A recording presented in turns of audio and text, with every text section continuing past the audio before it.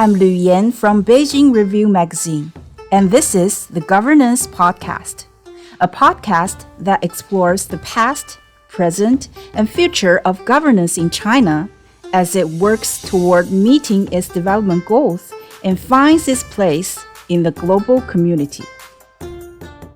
The global success of video game Black Myth Wukong and animation blockbuster哪吒Demon Child Conquers the Sea, or哪吒 2, both based on ancient Chinese myths, has created new platforms for international audiences to learn about and appreciate Chinese culture.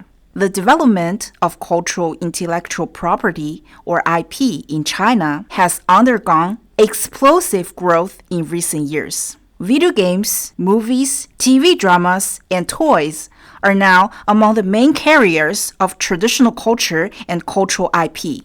Driving the growing popularity of Chinese IP is the country's growing cultural confidence. President Xi Jinping highly values the concept of cultural confidence. Said concept refers to the public's appreciation and recognition of the value of its own culture.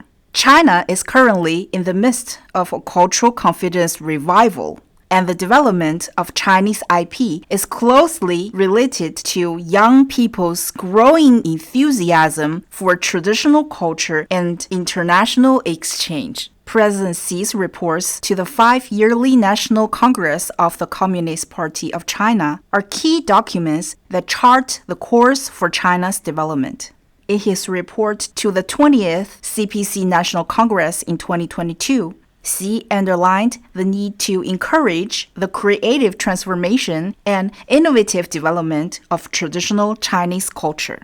China's unbroken cultural narrative stretches back thousands of years, with ancient myths, historical stories, philosophical thought, and traditional arts providing inexhaustible material for IP creation. The innovative interpretation of the mythological Chinese character哪吒in哪吒 2 and the game world created by Black Myth Wukong based on the classic novel Journey to the West are just two drops in an ocean of inspiration on offer to modern creatives.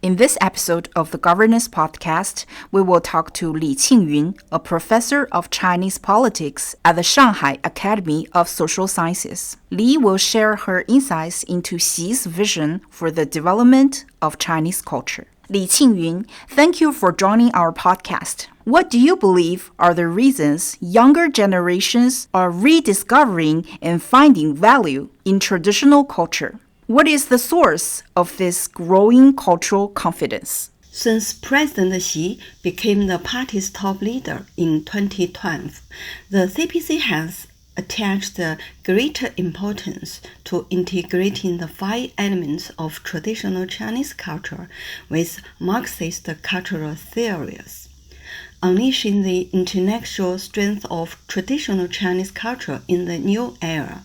Promotion by the educational system and government policies has helped instill in the people, especially younger generations, a strong sense of confidence in Chinese culture. As their cultural confidence grows, their sense of identity has also become stronger. Another source of their growing cultural confidence is the clear reality that the Chinese political system has been far more successful than the Western-style system in delivering government benefits to the average citizen, such as providing the people with safety and security, fostering the country's economic development to produce benefits for all, and facilitating social development to ensure a greater sense of happiness. President Xi has emphasized the importance of the creative transformation and innovative development of traditional Chinese culture. Would you elaborate on what this means in practice? What role does promoting traditional culture play in China's national strategy today? Xi Jinping's thought on culture summarizes President Xi's vision for cultural prosperity and is a compilation of Marxist cultural theories and Chinese cultural talents. Xi has emphasized the importance of the creative transformation and innovative development of traditional Chinese culture. In practice, it means that today, as China pursues its development goals, we need to draw on the best of our traditional culture. We should find inspiring ideas in tradition that can help with China's current goals. Through real actions, such as reinterpreting traditional cultural elements through modern expressions, and enriching their meaning by connecting them to present society, we can turn these valuable ideas into practical solutions. This makes sure old wisdom works for contemporary China, and it helps us keep adapting Marxism to China's current reality. History and reality prove that traditional Chinese culture is both a precious part of China's unique voice and a deep source of strength in the nation's revival. It brings people together and inspires them like nothing else. Like an endless wellspring, it nurtures China's progress. As times change, this culture keeps evolving. It honors tradition while embracing innovation, grows through exchange with other cultures, and stays timeless by absorbing new ideas. This enduring spirit continues to drive the Chinese people and the party that leads them forward with renewed vitality.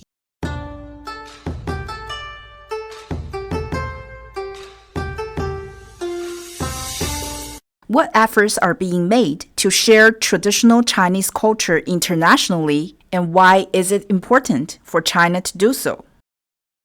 There are three aspects of the efforts being made to share traditional Chinese culture internationally.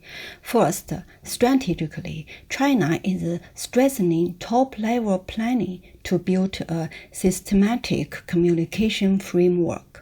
The goal is to create a comprehensive international communication network involving multiple players and different levels.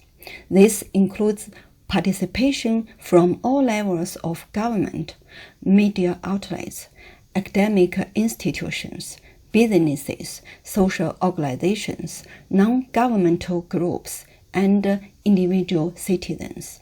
The strategy focuses on integrating traditional cultural resources, developing cultural IP industrial chains, and promoting international IP licensing. By bringing all these forces together, China aims to create a strong synergistic effect and significantly enhance the effectiveness of its international communication efforts. Second, in terms of content, China is deepening collaboration between academia and industry. This involves highlighting how China's excellent traditional culture embodies the Chinese spirit, values, and strengths, as well as its global significance and contributions. Examples including strengthening research on translating classical texts and training specialized professionals, and organizing exchange programs for overseas scholars of philology and inviting them to experience Chinese culture firsthand. Additionally, cross-sector integration is being promoted. For instance, culture and technology, partnering with tech companies to develop immersive exhibitions, cultural enterprise, collaborating with international brands to launch co-branded products featuring Chinese elements. Cultural and sports, incorporating Chinese cultural elements into sporting events and international competitions. Third, technologically, China is innovating with digital communication tools and expanding its outreach platforms.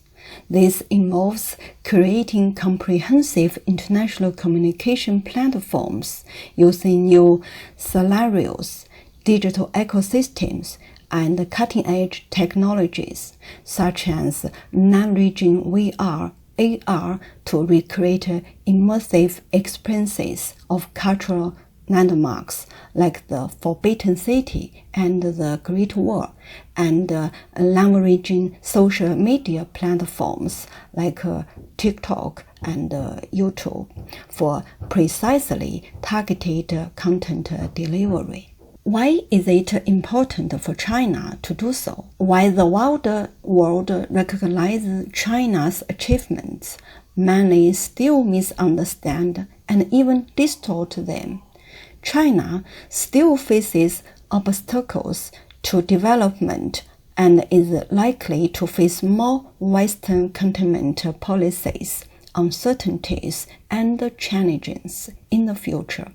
So, it is important to make China's voice heard on the global stage so that China will not end up in a predicament where, as Karl Marx said, they cannot represent themselves, they must be represented. China's guiding philosophy is Marxism. Are there any contradictions between Marxism and traditional Chinese culture? Marxism has profoundly shaped human society, but nowhere has it been more successfully adapted than in China. It has driven the nation's unprecedented rise. Under its guidance, China has lifted hundreds of millions from poverty and charted a unique path toward prosperity. Its vitality here does not stem from rigid doctrine, but from remarkable compatibility between Marxism and China's 5,000-year-old culture. What explains this unique compatibility? The answer lies in profound philosophical resonances between 19th century European thought and China's ancient intellectual traditions. While differing in origin, they share fundamental views on humanity's relationship with nature, society's proper organization, and the moral foundations of governance, which have allowed them to blend organically. Thus, we can say there are no absolute contradictions or opposition between Marxism and the traditional Chinese culture, but after all, they differ in origin. So they have gone through a process of creative integration and dynamic evolution.